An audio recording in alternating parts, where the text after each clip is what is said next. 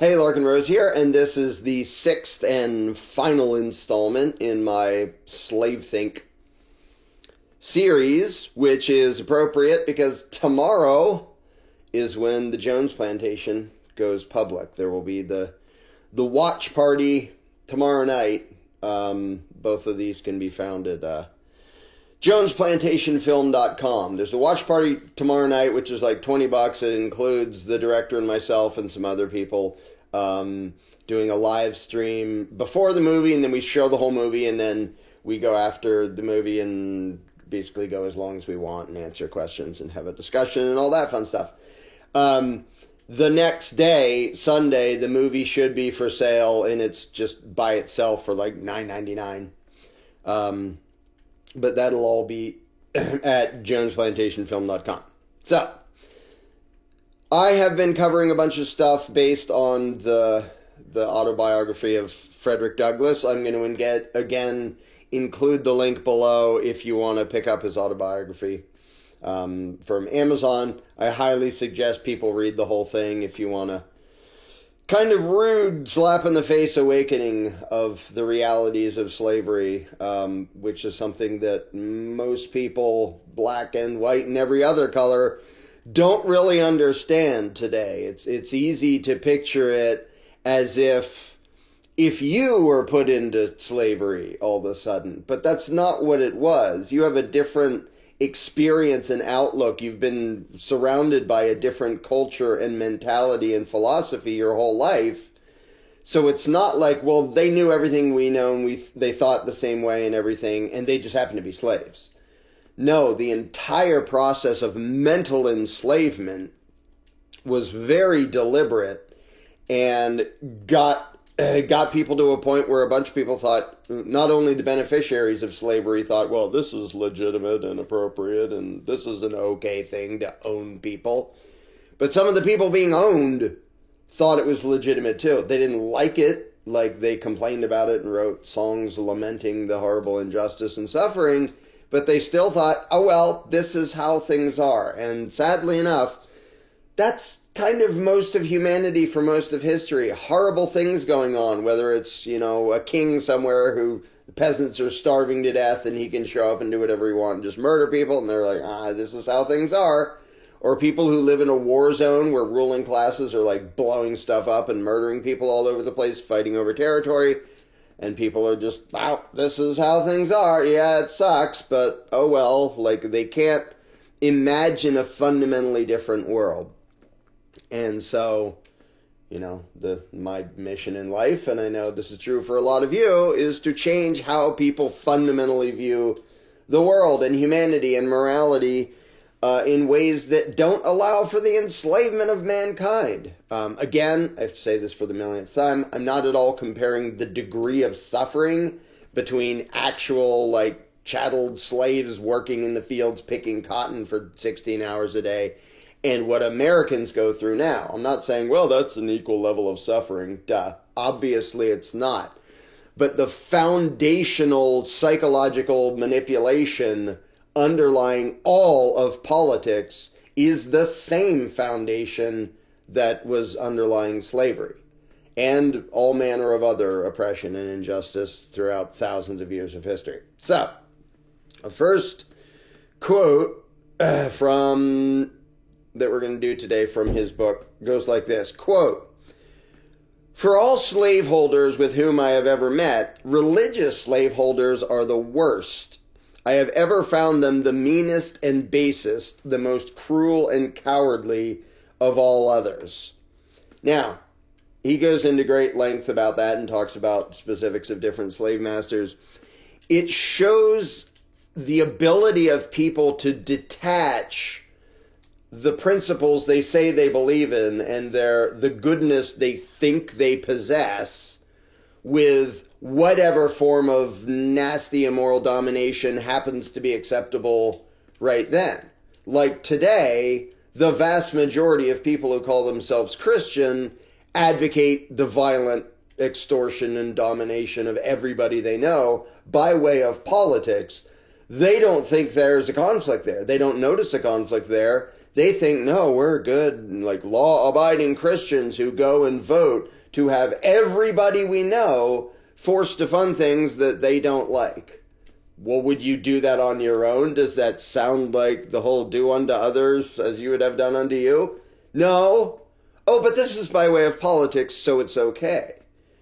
And people's ability to compartmentalize and make excuses for the evil crap they believe in and condone or actually personally commit, that's been around for a long time, even to the point that you have people who are very proud of being caring, generous Christians who are not only pretending to own other human beings, but were some of the most vicious, nasty people around. Now, I'm not going to go through all the details that Frederick Douglass goes through. Again, feel free to read his book and see just how compassionate and loving and Christ-like some of these supposed Christians were who owned other people, or claimed to own other people. So, anyway, that's sort of an aside. Then Frederick describes how the religious slave master's, quote, maxim was, behave well or behave ill, it is the duty of a master occasionally to whip a slave to remind him of his master's authority. In other words, every once in a while, even if they didn't do anything wrong, remind them of your control over them and your right to rule them by whipping a slave. And if you look at the number of laws on the books and the number of ways in which cops will just arbitrarily pull people, do you know I pulled you over because some random sticker on your car doesn't have the right number on it, now give me $200. The constant harassment for stupid stuff that didn't require anything and wasn't justified is a reminder that you are the subject of a ruling class. We can do whatever the hell we want and you're going to obey and you're going to take it. Because if they only passed laws that were like, don't steal and don't murder, like if they only passed laws against other people committing aggression, they wouldn't have that much power because the vast majority of people, the vast majority of the time, wouldn't have to give a crap about government because, well, I'm not robbing or attacking anybody, so I don't care. But to remind us of their authority, they have to have, and to empower and enrich themselves, they have to have a gazillion laws that have nothing to do with protecting anybody. It's just robbery.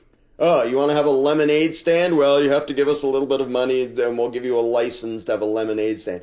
Oh, you want tint on your car windows? Well, you're going to get pulled over by an armed thug you don't know who's going to have a special machine that determines whether it's too much tint and then we have to steal a bunch of your money, or whether it's the amount of tint approved by the king. And this is a real thing they do all the time. And one of the purposes of having laws about absolutely everything is to be able to remind people of the control they have over you. And Ayn Rand had a great quote about, it's in Atlas Shrugged, one of the characters is explaining, like, are you under the impression we want everybody to obey the law? No, we don't get any power and control out of that. We want there to be so many laws that it's completely unknowable, so that at any time we can just arbitrarily find something and make an example of them to, like, remind them of our authority and to control every aspect of everyone's lives. Well, that's just the modern equivalent of the psycho slave master who's like, yeah, whether they did something or not, every once in a while just whip one and make up an excuse and falsely accuse them or whatever, just to remind them, quote, of their master's authority. Blech. Okay, Frederick Douglass then said this of a different religious slave master who was all proud of his piety while being an evil psycho to other human beings. Quote, his chief boast, meaning this slave master, was his ability to manage slaves. The peculiar feature of his government was that of whipping slaves in advance of deserving it. He always managed to have one or more of his slaves to whip every Monday morning. He did this to alarm their fears and strike terror into those who escaped. His plan was to whip for the smallest offenses to prevent the commission of large ones. Mr. Hopkins could always find some excuse for whipping a slave. Like the cops who literally admit, if I drive behind you for 2 minutes, I can absolutely find some reason to give you a ticket. It may be some obscure thing you didn't even know was the case. You didn't wait long enough between turning your turn signal on and changing lanes or some arbitrary random thing. That is the mentality to keep everybody constantly feeling like, scared that, are we doing everything right? And at any moment they may rob us, not because we're threatening anybody or harming anybody. Like, almost everybody now, if they have a cop behind them, is nervous. It's not because they did something wrong. It's because they know damn well it doesn't matter if you did something wrong. The cops can and will find an excuse to detain you with the threat of violence. I've explained before how the flashing red and blue lights are always a threat of violence. They're not just asking nicely, please pull over. They're saying, okay, you're going to pull over, or I'm going to call more and more of my gang until we make you pull over. And if you make us have to resort to that, then we're probably going to beat the crap out of you or tase you or something like that. But people are nervous around cops because they know damn well it has nothing to do with, well, are you being nice to other people? Are you being a good person? No, it doesn't matter. They will and can find an excuse to rob you, whether it's just making something up or finding some stupid obscure law you didn't know to give you a citation for. You were driving 5 over the speed limit on a road where literally everybody else was doing that too, but we're going to rob you for doing what everybody else is doing and what isn't endangering anybody, and in fact, what you had to do in order to not endanger anybody. But the purpose is not to make people be nice to each other. The purpose is to remind them that they are subjects. And you can see that in the mentality of the slave masters. Okay, now I'm going to move on to a pivotal event in Frederick Douglass's life. He gives a full detailed account of it in his book. I don't have time to do that here. But again, the link is in the description below if you want to read the whole thing. He says, quote, "If at any one time of my life more than another I was made to drink the bitterest dregs of slavery, that time was during the first 6 months of my stay with Mr. Covey." Now, Mr. Covey was renowned as a slave breaker. If somebody dared to try to have their own free will and make their own decisions and stuff like that, he was famous for being able to break the will of slaves, and he was so good at it that he would basically get a bunch of free labor because other slave owners would lend him their slaves who would then work for him while he was in the process of basically breaking their spirit and breaking their soul, and making them more easily controlled. And this is, this isn't the sophisticated Mr. Smith style of indoctrination. This is just brute violence. So this is old style slavery, which, as we've seen, includes both, but it had a lot more of the overt brutality. So Frederick Douglass is describing, quote, "We were worked in all weathers." And he goes through whether it was raining or cold, it doesn't matter. They were working them to death. And he said, quote, "I was somewhat unmanageable when I first went there, but a few months of this discipline tamed me. Mr. Covey succeeded in breaking me. I was broken in body, soul, and spirit. My natural elasticity was crushed. My intellect languished. The disposition to read departed. The cheerful spark that lingered about my eye died. The dark night of slavery closed in upon me, and behold, a man transformed into a brute." So the fact that he could give a first-hand account of what he had to go through to just completely break his spirit and make him, part of him not even want to have freedom. And he goes into great detail, and it's long and horrible to read, but read it anyway, so you know reality. But after all that, he says this, "You have seen how a man was made a slave. You shall see how a slave was made a man." And he describes this in great detail. I was tempted to read the whole thing, but it would take too long. So he's working, doing something, and he's sick. And he's trying to do it. This is Frederick Douglass. And until he literally just collapses. He can't stand up. And Master Covey, this slave breaker, finds him. He's like, "Oh, get to work," and kicks him and stuff. Like the cliche, nasty stuff you'd expect to see in a slave movie. And so he tries to get up and he falls over again and he literally just can't stand up because he's so sick. And so in this condition, it's a little bit sad that in this condition, this was when he finally just had enough and he resists. And he starts to fight back and he starts like resisting Covey. And then they're like wrestling around and Covey's trying to beat the crap out of him. It went on and on. One little thing he mentions that I like and have to mention is somebody else that worked for Covey named Bill. Well, here's his account. Quote, "By this time, Bill came. Covey called upon him for assistance." Like Covey and Frederick are wrestling around. Bill wanted to know what he could do. Covey said, "Take hold of him, take hold of him." Bill said his master hired him out to work and not to help whip me. So he left Covey and myself to fight our own battle out. He's sort of like, screw you. I didn't get hired to like help you abuse slaves. Up yours. Bye. So this Bill guy, I don't even know anything else about him, but he just walked out. So this wrestling match continues just on. And they're just duking it out and beating the crap out of each other. And this is with Frederick Douglass. Like, he started so sick he could barely stand up. And a bunch of stuff happens between.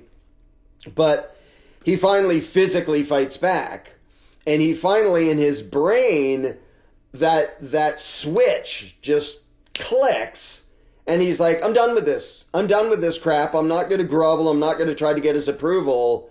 I'm just going to beat the crap out of him. I'm going to try to get away. I'm going to try to fight.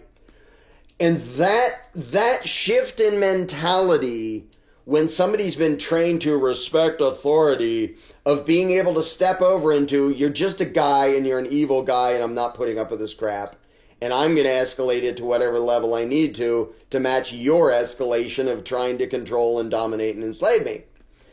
So I won't go through the whole details of the whole battle, but here's what he said afterwards. Quote, "This battle with Mr. Covey was the turning point in my career as a slave. It rekindled the few expiring embers of freedom and revived within me a sense of my own manhood. It recalled the departed self-confidence and inspired me again with a determination to be free." Incidentally, I have to point out here, as somebody else pointed out in the comments, this was somebody who was raised as a slave, and it was a pretty long time before he learned how to read. Listen how eloquently, I think he wrote this when he was 27. I think he wrote his autobiography when he was 27. How many 27-year-olds in the U.S. today do you know who are this eloquent? I know like almost none. And so, yeah, that just, it's worth pointing out the mental ability that they were trying to stomp down and that he developed because of his love for freedom. It's pretty freaking impressive. Anyway, to continue his words, quote, "The gratification afforded by the triumph was a full compensation for whatever else might follow, even death itself." So sort of the attitude of like, screw you. I'm fighting back. I'm resisting. I'm not, even if you kill me, it was still better to do this. This was still worth it. I'm not putting up with it. You may recall the whole give me liberty or give me death thing by Patrick Henry. Frederick Douglass actually mentions that direct quote and points out that, yeah, as slaves, that's like way more true for us than some kind of rich white guy complaining about a king on the other side of the ocean. Like, in both cases, it's justified if you ask me. But yeah, if you're a slave and you actually reach the point where it's like, give me liberty or give me death, I'm fighting back. I'm not putting up with this crap. You can be stronger than me. You can have a bunch of hired thugs to do your bidding. But at some point, I'm just not putting up with that. That shift in mentality is a huge thing. And he's talking about the freeing nature of that, even if it's going to end in his death, which for him, that was a pretty high likelihood. Given his situation, he's like, I don't care. I've had enough. I'm not putting up with this. Like, he actually followed through on the give me liberty or give me death. Quote, "He only can understand the deep satisfaction which I experienced who has himself repelled by force the bloody arm of slavery. I felt as I never felt before, It was a glorious resurrection from the tomb of slavery to the heaven of freedom. My long-crushed spirit rose, cowardice departed, bold defiance took its place, and I now resolved that, however long I might remain a slave in form, the day had passed forever when I could be a slave in fact. That was him realizing mental slavery or mental freedom was the thing that matters. Like, you might be able to chain me to a tree or whip me or physically dominate me, but if I don't think and act and respond like a slave, I'm not a slave anymore. Which is why he said, he's describing the difference between a slave in form, as in I kind of look like it because right now I'm being whipped and stuff, but I'm not your slave because my brain escaped the indoctrination. Quote, I did not hesitate to let it be known of me that the white man who expected to succeed in whipping must also succeed in killing me. From this time I was never again what might be called fairly whipped, though I remained a slave 4 years afterwards. I had several fights, but was never whipped. And to me, that's pretty damn amazing. Now, he also describes how he was kind of amazed that they didn't just kill him or whip him a gajillion times for that. And his best guess, which he admits doesn't even fully explain it to him, but his best guess was that because Covey had a reputation as, this awesome slave breaker, he wouldn't want it to get out that I think Frederick Douglass was 16 at the time. He wouldn't want to let it get out that a sick slave that was barely able to stand up was kicking his ass and he failed to break his soul. I mean, he broke it for a while and then the freedom came back and was rekindled. He's like, screw you, I'm not going along with that. But that's very important to know. Anyway, that was Frederick Douglass's best guess of they didn't even whip him for duking it out with Covey. He said it went on for hours of them fighting and wrestling around and stuff. But that's just Frederick Douglass's best guess of why he wasn't whipped. But I think he's probably right. And you can see a similar thing when it comes to government, is when somebody says, screw you, I'm just not going along. I'm not going to petition for different legislation or vote for somebody else. Just not going along with your crap anymore. At some point, government knows it has to back off. There was the incident with the Bureau of Land Management and the bridge, the whole Bundy standoff when there were a bunch of people on the bridge and the feds showed up with a bunch of guns. And the people are like, well, if this is going to be a shootout, I guess it's going to be a shootout, but we're not going along with this crap. And the feds backed off and left. And later they arrested people and continued with their terroristic BS. And over in another place, they just murdered Lavoy Finicum, which is just horrendous. So it's not like, oh, just disobey and everything will go well. And Frederick Douglass obviously wasn't saying that. He's like, I'm going to disobey even if they freaking kill me because I'm done with this. I'm not going to pretend this is okay. I'm not going to pretend I'm their rightful property. And those in power have a vested interest in having it not get out that us mere peasants, or in this case, the slaves, if they just don't put up with it and they resist, it becomes impossible to enslave them. Even if you can still kill them. If somebody resists the cops, yeah, they might get shot. And that would be horrible. And it's probably a good thing to try to avoid. But once somebody has decided, I'm not going to answer to you. You're not authority over me.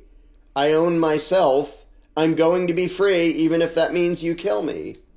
That's a really important message. And the thing from Braveheart, they might take our lives, but they will never take our freedom. That's expressing the same sentiment. It's yeah, you can kill me. You can try. I'm going to try to have you not kill me. But whether you succeed or not, I'm not your slave anymore. I don't answer to you anymore. I don't acknowledge your right to do anything anymore. And if you kill me, okay, I won't be here, but I won't be your slave. And if you don't kill me, I will be here, and I still won't be your slave. I'm done being your slave either way.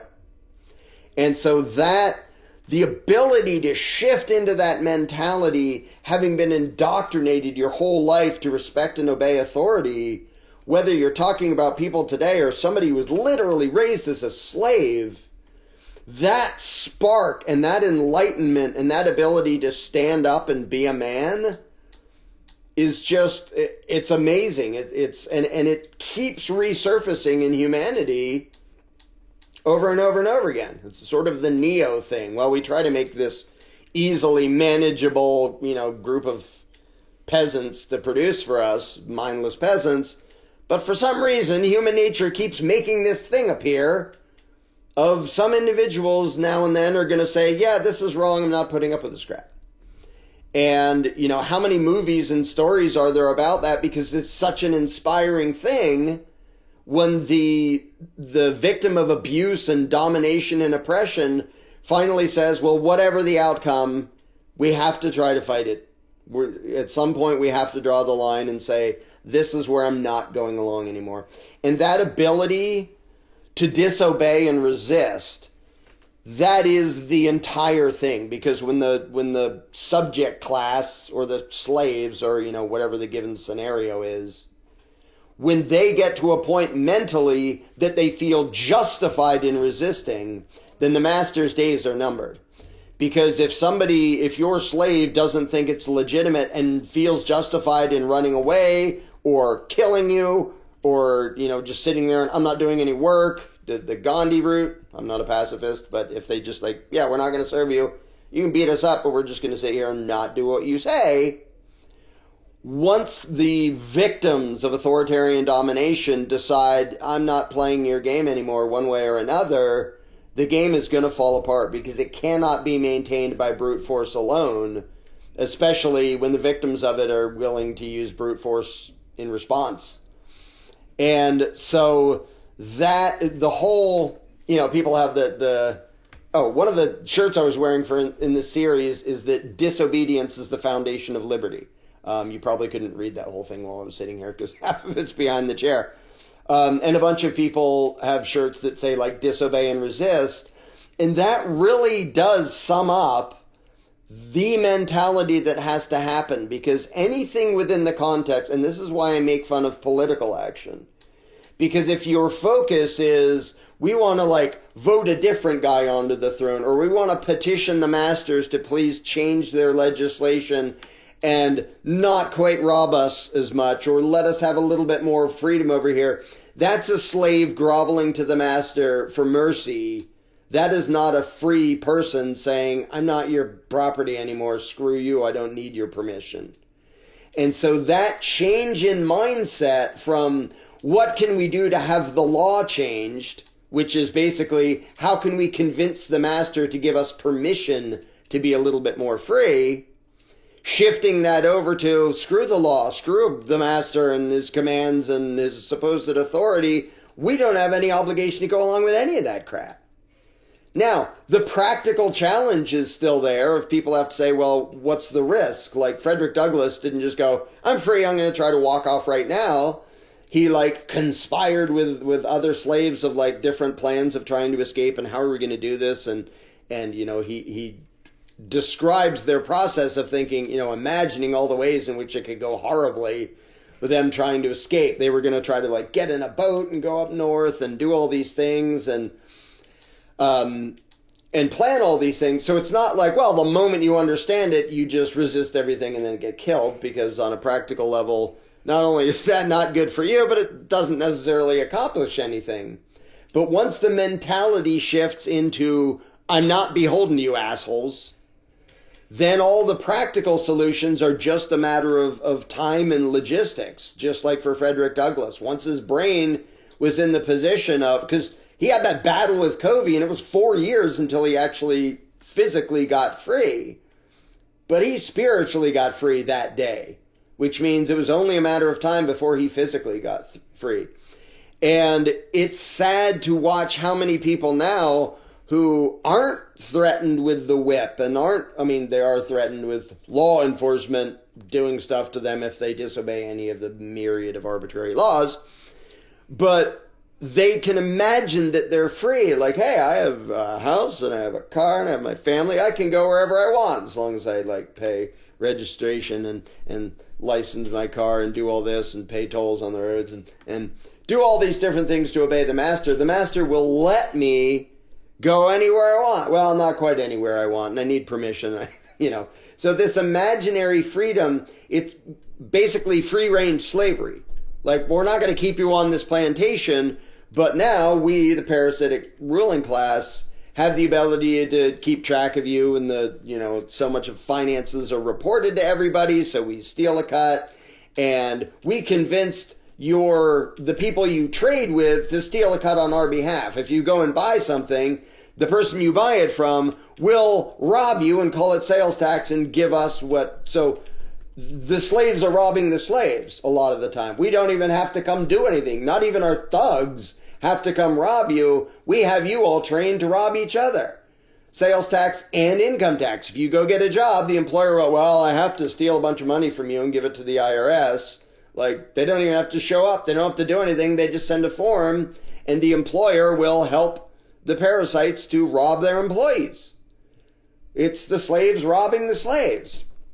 Incidentally, there's one of the many little subplots in the Jones Plantation is when they make two of the former slaves into enforcers and part of the security team, or whatever silly terminology you want to use for that, and how eagerly the slaves can be given a little bit of power and will grab onto it and feel important when literally their job is to abuse their fellow man and help their abuser to victimize the people they should be friends with and allies with. And you see that in the movie, just like you saw it you see it throughout history all over the place. You see it in slaves who were, put on a higher level and then look, I'm a house slave, I can look down on you field slaves. Malcolm X did a speech about that, which is pretty cool. Incidentally, I'll mention again that between Malcolm X and Martin Luther King Jr., I much prefer Malcolm X, even though he did the pack mentality racist thing for a pretty long time. He did get over that and realize, it isn't just white people, like maybe a hell of a lot of white people, especially when he was speaking, but it isn't just if you're white, you're evil. It's just the mentality and culture of a lot of white people back then made them advocates of evil. So eventually he got over his collectivist, groupthink himself. But Malcolm X wasn't about grovel and bow to the master and let him beat you up and ask him for mercy. He was about, why would I do that? Like, defend yourself. Like, I'm a man, he's a man. Why the hell would I let him get away with that? There's actually a line that Samuel, the hero of the movie, says, they're just mortal men and so are we. Why are we treating them like superiors? So just that shift, there's different ways to look at it and different ways to describe it, but the process of giving up the belief in authority is the beginning of disobey and resist. Because to disobey, like for somebody to physically disobey, first they have to be in a mental state where they feel like disobedience is justified. And if you've been taught to believe in authority, by definition, you've been taught that obedience is a virtue. That thing has the right to rule you, because that's literally what the word authority means, and that you, therefore, have an obligation to obey, because that logically follows. Well, if they have the right to do this to us, then obviously we're obliged to obey, and if we don't, we're the bad guys. And a lot of people, even in outright slavery, had that as their view of reality. And it took a lot for them to escape that. And it's taken a lot for human beings to escape various flavors and brands of authoritarianism all over the world throughout history and have their minds break free of the authoritarian crap they were taught. And the underlying principles and the underlying psychology involved, the more you read of Frederick Douglass and other accounts, the more you see it's the same in slavery days as it is right now and as it's been in the whole world for all of history, whether the ruling class is like some church or a government or gangs or little feudal lords that and say, everybody on this piece of dirt anywhere near me, you're suddenly my property because I said so. And the mental process of escape is the thing that matters. And the mental enslavement is the real threat to humanity, because without the mental enslavement, the physical enslavement is always temporary and fragile and unstable. And that's literally what Mr. Smith teaches Mr. Jones, is if you, I mean, the quote, we put this in the trailer. Yeah, you can control a man for a time with brute force, but you cannot truly own a man unless he believes that your word is law and that he is obligated to obey it and virtuous for doing so. And that about sums up the belief in authority and teaching people to think that this is legitimate, that this is righteous, that obedience is an obligation, and that if you're a good human being, you will serve your master well. And to read Frederick Douglass, his account of finally figuring out, no, I'm done with that crap, is like one of the most, like his story is one of the most depressing, horrible things ever. But the conclusion and watching his brain find its way out of that indoctrination is like one of the most inspiring things I've ever read. Despite the fact that, as I said, I read it while in prison for not answering to the IRS and not sending them pieces of paper. So that was a little ironic, or maybe not. So, yeah, again, I highly recommend people read his whole autobiography. And tomorrow, the Jones Plantation goes public. And I highly recommend that you not only see it, but find a way to share it with everyone you know. Tomorrow is the watch party where we want people to be able to, you sign up once, it's $20. You can have 10 people over to your house. You can have 100 people over to your bar. Somebody I know, his friend owns a bar, and they're going to be, signing up to have a viewing there and have a watch party. So it's not like each person has to pay that separately. And we're gonna see if we can set it up to have some of those on live streams so we can check in with the groups before and after the movie and so what did you think? Get feedback and do question and answer and fun stuff like that. So that's the watch party. That will be happening tomorrow night, and then the next day on Sunday, and from then on the movie will be for sale for I think $9.99 by itself. And all of that you can find at jonesplantationfilm.com. But this really is about unenslaving minds because, well, to quote Samuel, unless you free your minds from their lies, you will never free your bodies.